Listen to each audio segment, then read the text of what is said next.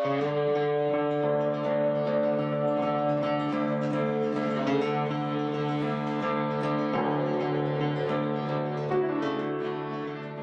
¿cómo están? Mi nombre es Martín Celaya y les agradezco por compartir este espacio en el que incentivamos la producción propia de alimentos. Hoy vamos a hablar de invernaderos y el invitado es Eduardo. Mi nombre es Eduardo Núñez, soy técnico agroforestal, tengo 54 años, vivo en la Patagonia, en la provincia del Chubut, específicamente en Esquel, en el oeste, sobre la cordillera de los Andes.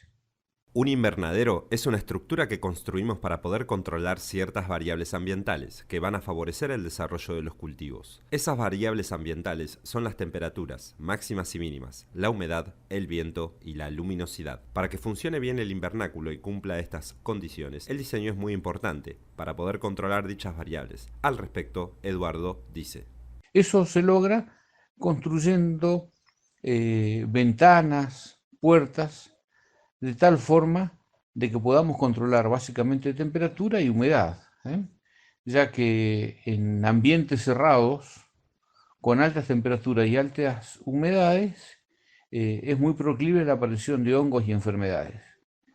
Si nosotros diseñamos nuestro invernadero de tal forma de que lo podamos ventilar rápidamente, ya sea por medio de una cortina grande, enrollable o como sea, eh, con una puerta o quizás otra ventana que nos permita ese barrido, nos va a funcionar mucho mejor nuestro invernadero. En el invernadero tenemos que manejar temperaturas medias entre 20 y 30 grados de acuerdo a la época del año y según el cultivo. En este sentido, el especialista de hoy aclara: Menos temperaturas para algunas especies, no vamos a tener tanta diferencia con el exterior, como por ejemplo con los tomates, que son termófilos, o sea que necesitan mucha temperatura para poder madurar.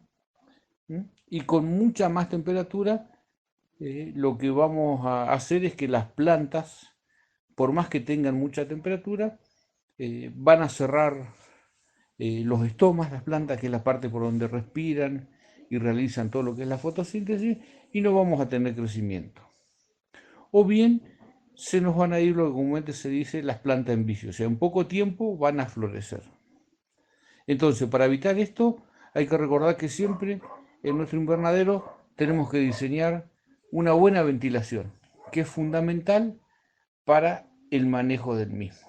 es recomendable tener un termómetro, en lo posible de máxima y mínima, que nos permita tener un registro de las temperaturas en el invernáculo. Así, sabemos en qué horario es recomendable abrir y cerrar ventanas o puertas. Si anotamos esos registros, sabemos año a año cómo mejorar el cultivo. Hecha esta aclaración, podemos avanzar en el episodio con los materiales a utilizar en el invernáculo. En este sentido, el invitado comenta: Comúnmente, las estructuras de los invernáculos son de madera, ya sea madera canteada o palos redondos. ¿Por qué esto? Porque es lo más común que podemos encontrar en la mayoría de las zonas. Es relativamente barato, pero bueno, tiene la deficiencia de que si esta madera no está tratada, o sea, si no tiene tratamientos para la humedad, al cabo de 2 o 3 años empiezan a actuar todos los microorganismos, los hongos, y por lo tanto se nos empieza a aflojar la estructura. Al aflojarse la estructura, se nos afloja el nylon empieza a flamear, se puede romper o levantarse. ¿Qué es lo que pasa generalmente cuando no está bien diseñado y armado? otro tipo de estructura puede ser con caños plásticos, como los de agua o cloaca. En esta línea, el guía dice: Generalmente, como se pueden doblar, entonces se hacen formas parabólicas o semicirculares. Estos caños tienen aproximadamente entre 4 y 6 metros de largo, y si no tiene una buena estructura, tampoco se puede fijar bien el nylon. Generalmente muchos les ponen adentro una barra de hierro y para que quede bien construido, O sea, hay que fijarlo sobre algo firme, fijo, ya sea madera o hierro. Después de escuchar distintas sugerencias para los materiales a la hora de montar la estructura del invernadero, le consultamos al invitado sobre su experiencia personal y comenta lo siguiente. Como alternativa a estructuras duraderas, lo que yo hago con los invernáculos, los construyo todo en caño tipo gas, caños redondos, de 3/4 pulgada o 1 pulgada, según el tamaño del invernadero. ¿Mm? Estos caños tienen 6,40 m. Al doblarlo o formarnos, nos permiten generalmente trabajar con anchos de 4 o 5 metros. ¿Mm? Y se adecúan también al ancho de los nylon que hay en el mercado. Eh, Generalmente los invernáculos que yo construyo tienen dos formas. Una es de capilla gótica, eso es, en el centro tiene una cumbrera con una curva, con una buena pendiente y con otra curva hacia el suelo. O bien eh, totalmente redondos, pero siempre son con estructura de hierro, porque me permiten fijar bien todo lo que es el nylon, como para que tengan una referencia. El invernáculo que tengo en casa, este es grande, hace 11 años que le puse el nylon y todavía no se ha rajado ni lo he cambiado. Y otros invernáculos un poco más chicos, de 4 por 12, de 6 metros de largo, o sea, entre esas superficies, 20, 30 metros cuadrados, ya llevan más de 10 años con el nylon sin que se raje, ya que está bien puesto. Para colocar bien el nylon necesitamos determinadas condiciones climáticas. Por ejemplo, que sea un día con temperaturas medias, ni mucho calor ni mucho frío. ¿Por qué? Porque el nylon puede quedar muy tenso si hace calor o si hace frío puede empezar a calentarse y puede quedar suelto. Es decir, nuestra cobertura puede romperse. Además, el viento puede perjudicarnos a la hora de colocarlo, porque también puede pinchar el material, así que hay que buscar un día donde no haya viento y la temperatura sea intermedia. En cuanto a los nylon de invernáculos, tienen determinadas características, todos cuentan con un tratamiento con filtros de rayos ultravioleta, y hay varios tipos. En este sentido, Eduardo aclara. Generalmente los mejores nylon son los nylon que tienen memoria. O sea, ¿qué significa eso? Que cuando yo lo estoy poniendo, lo puedo estirar y el nylon, cuando lo aflojo un poquitito, vuelve, no quizás a su posición original, pero muy, muy cercano. Hay muchos nylon del mercado que quizás son un poco más baratos, pero que no tienen esta particularidad.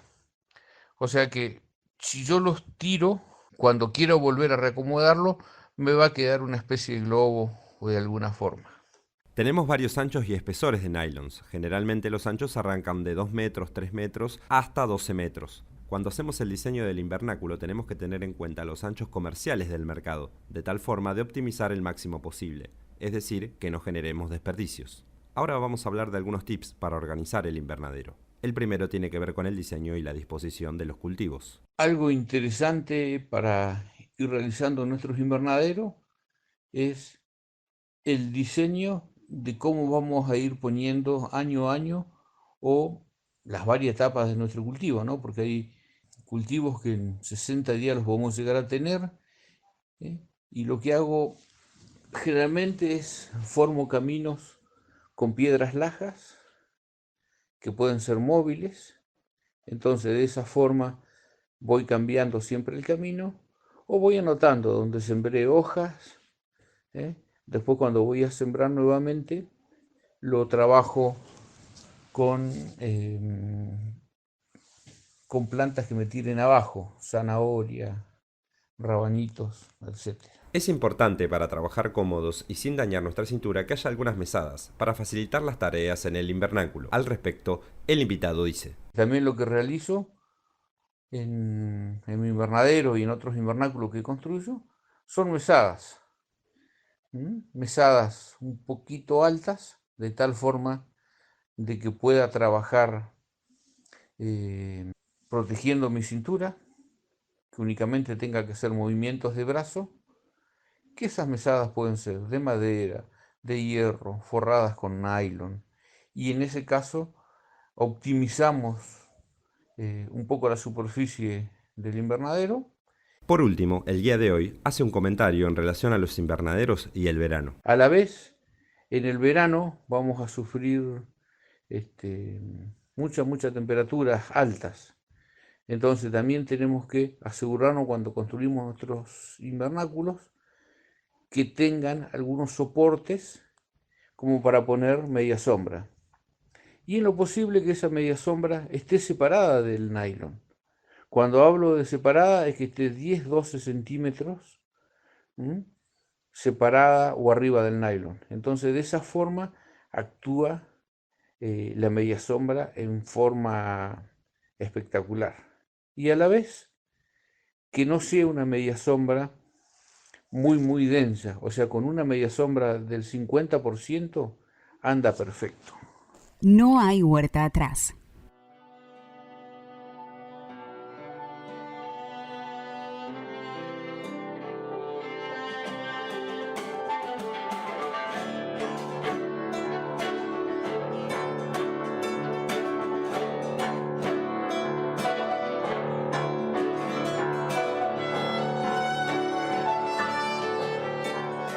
Así cierra nuestro capítulo de hoy sobre invernaderos. Esto fue No hay huerta atrás, un podcast que motiva la producción propia de alimentos. Pueden buscarnos en Instagram como @nohayhuertaatrás. Mi nombre es Martín Celaya, pueden ubicarme en esa red social como martin.celaya. Nos encontramos en el próximo episodio, en el que hablaremos de cultivo en balcones y terrazas.